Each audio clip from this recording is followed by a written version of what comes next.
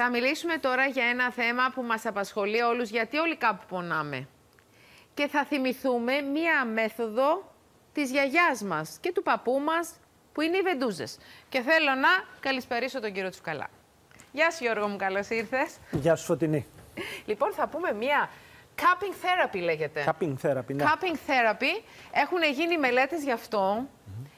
Και πραγματικά φαίνεται η σοφία αυτών των ανθρώπων πριν χρόνια, έτσι, Ακριβώς. πριν δεκαετίες, ξέρω εγώ. Χρόνια, δεκαετίες, εκατονταετίες, δεν ξέρω πόσο. Όπως το είπες, θυμόμαστε τις γιαγιάδες. Βέβαια, αρκετές γιαγιάδες σε όλη την ελληνική επικράτεια εξακολουθούν να εφαρμόζουν βεντούζες. Ναι. Πρόκειται όμως για μια πρακτική που στην πραγματικότητα εφαρμόζεται από την εποχή του Ιπποκράτη, αλλά και στην αρχαία Κίνα, εδώ και αρκετές χιλιάδες χρόνια. Ναι, χιλιάδες χρόνια. Και γιατί είπα σοφία? Γιατί αυτοί οι άνθρωποι ήξεραν σε ποια σημεία πρέπει να βάλουν τις βεντούζες, γιατί το συζητούσαμε και στο break πριν. Ήξεραν σε ποια σημεία να βάλουν τις βεντούζες, έτσι ώστε να γίνουν καλά όταν είχαν ιώσεις. Συνήθως εφαρμοζόταν, στην Ελλάδα εφαρμοζόταν από τις γιαγιάδες για το κοινό κρυολόγημα. Και μάλιστα εφαρμοζόταν και σε παιδιά και σε ενήλικες. Είναι απίστευτο. Θα τα δούμε αυτά. Πάμε να δούμε τι δείχνουν οι μελέτες. Μία από τις πολλές. Και μάλιστα αυτή είναι μεγάλη μελέτη. Πολλές ανασκόπηση. Είναι συστηματική ανασκόπηση από τη βάση δεδομένων Cochrane και το PubMed. Οπότε έχουν συγκεντρώσει όλες τις μελέτες των τελευταίων 20-30 ετών. Και πάμε να δούμε τα αποτελέσματα. Θεωρείται λοιπόν ότι η θεραπεία με βεντούζες ή το cupping therapy είναι μια χρήσιμη παρέμβαση για μυοσκελετικές παθήσεις.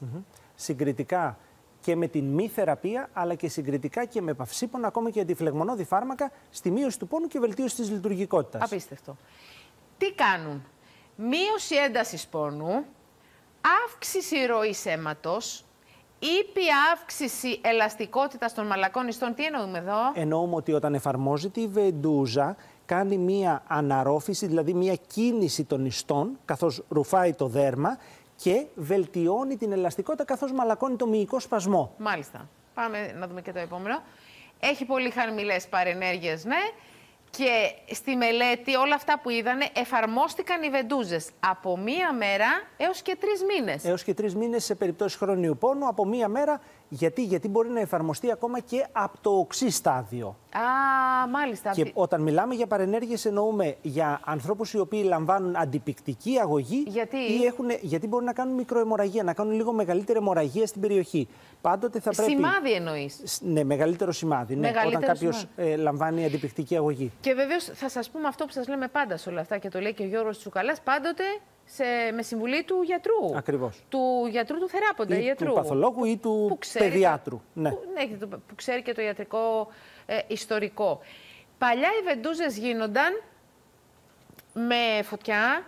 Ναι, ο λόγος που γίνονταν με φωτιά δεν ήταν για το θερμικό αποτέλεσμα, για να ζεσταθεί η περιοχή. Γίνονταν γιατί αφαιρούσε τον αέρα, οπότε μειωνόταν η πίεση μέσα στη βεντούζα και μπορούσε και έκανε την κίνηση αυτή του δέρματος. Ωραία.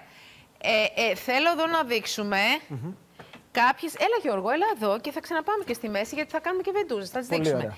Παλιότερα ήταν γυάλινα αυτά, να το φανταστούν οι τηλεθεατές μας, το έχουν δει τις βεντούζες. Να το δείχνουμε και εκεί, ήταν γυάλινα. Τα ποτήρια. Και βάζανε εδώ μέσα τη φωτιά για να δημιουργείται κενό οξυγόνου. Ακριβώς, ναι, καθώς εφαρμοζόταν και έσβηνε η φωτιά. Ναι.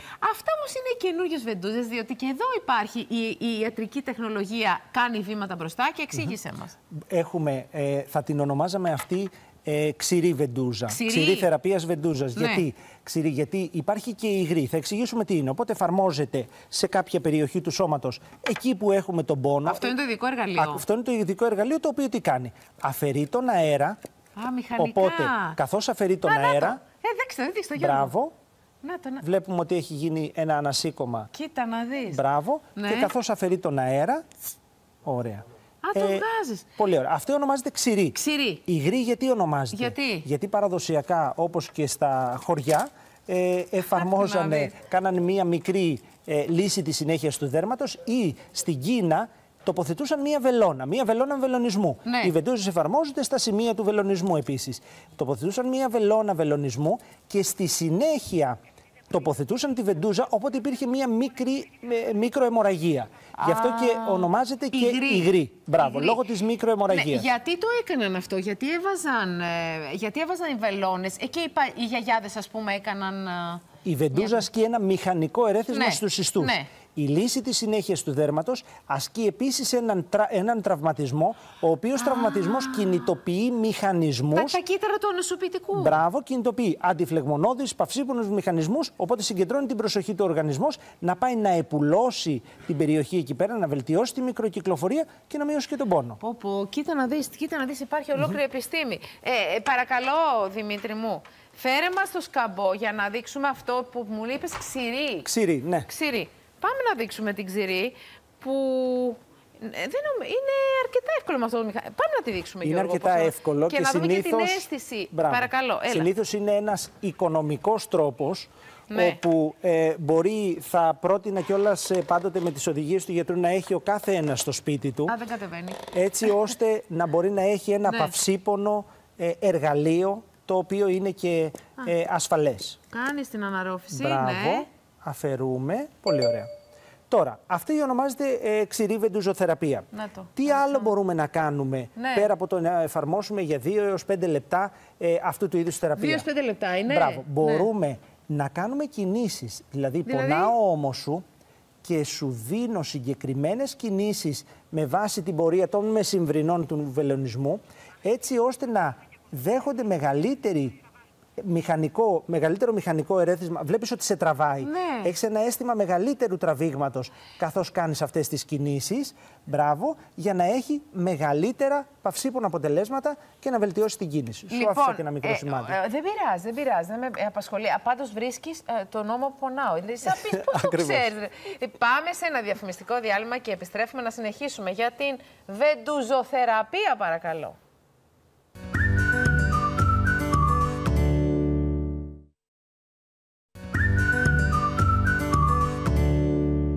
Μιλάμε εδώ με τον Γιώργο του Τζουκαλά, κυρίες και κύριοι, για βεντουζοθεραπεία ή αλλιώς cupping therapy και τις μελέτες που υπάρχουν.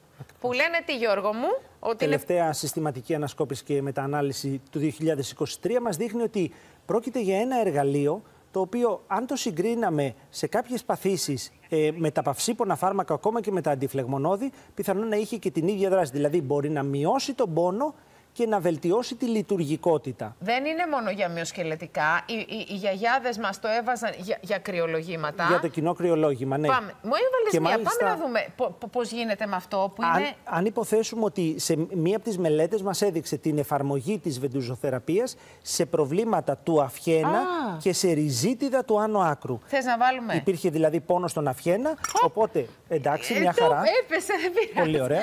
Λοιπόν, οπότε έχει διάφορα μεγέθη. Γιατί? Έχει διάφορα μεγέθη γιατί εφαρμόζεται είτε σε μικρότερες περιοχές, για παράδειγμα αυτή στην επικονδυλίτιδα, στο τένις έλμπο που λέμε. Εδώ, Γιώργο, μικρότερη. Μία μικρότερη, η οποία στα ίδια σημεία θα εφαρμοστεί και γι' αυτό που μόλις αναφέραμε, το λεγόμενο αυχενοβραχιόνιο σύνδρομο. Δηλαδή ένας πόνος ο οποίος ξεκινά από τον αυχένα και έχει αντανάκλαση προς το άνω άκρο. Μάλιστα. Πολύ ωραία. Όχι, να σας πω, η αίσθηση είναι απλώς ότι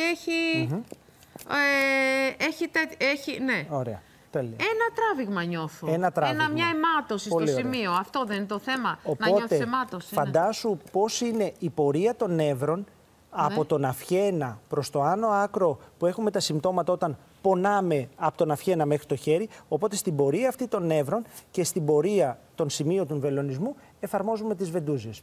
Όπως αναφέραμε, μπορούμε όταν έχουμε μία βεντούζα σε αυτό το σημείο ή στον ώμο να κάνουμε κινήσεις έτσι ώστε να δίνουμε μεγαλύτερο μηχανικό ερέθισμα στους ιστούς. Πόση ώρα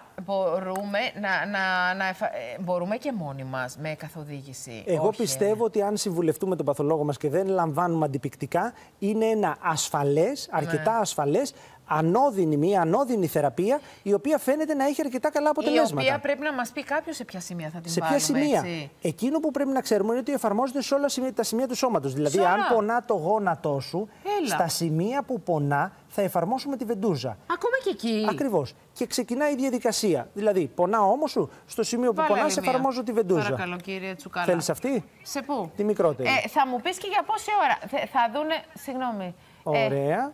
Εδώ, επειδή έχουμε το οστό, είναι δύσκολο να... Βάλε εδώ. Ωραία, άσε το χέρι σου κάτω. Πολύ ωραία.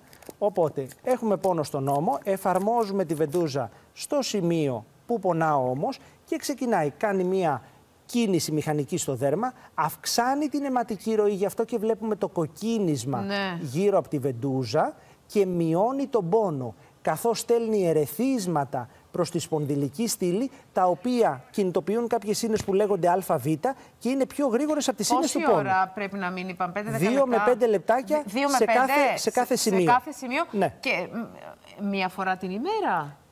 Συνήθως εφαρμόζεται μέρα παραμέρα η θεραπεία. Μέρα παραμέρα εφαρμόζεται. Θα ήθελα να δείξω πού εφάρμοζαν οι γιαγιάδες τις βεντούζες για το κοινό κρυολόγημα. Στα παιδιά. Ναι, υπήρχε αυτή η σοφία που έλεγες ότι με κάποιον τρόπο γνώριζαν ότι εφαρμόζοντας τις βεντούζες σε αυτά τα σημεία πράγματι κινητοποιούσαν το ανοσοποιητικό σύστημα. Και αρκετές μελέτες ασχολούνται με το γεγονός ότι εφαρμόζοντας τις βεντούζες ψηλά από τον πρώτο θωρακικό σπόνδυλο μέχρι τον τέταρτο, πέμπτο θωρακικό σπόνδυλο στα πλάγια της σπονδυλικής στήλης. Εδώ, από εδώ και από εκεί. Μπράβο. Και ταυτόχρονα μπορούμε να κάνουμε και κινήσεις της κεφαλής. Δηλαδή? Ακριβώς.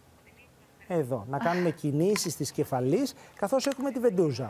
Πολύ ωραία. Θα ξανακάνουμε εδώ κάποια Υπήρχε δηλαδή η εφαρμογή της βεντούζας σε αυτά τα σημεία έδινε μια ισχυρή ανοσολογική απόκριση. Ευχαριστούμε πάρα πολύ τον Γιώργο Τσουκαλά. Να είσαι καλά.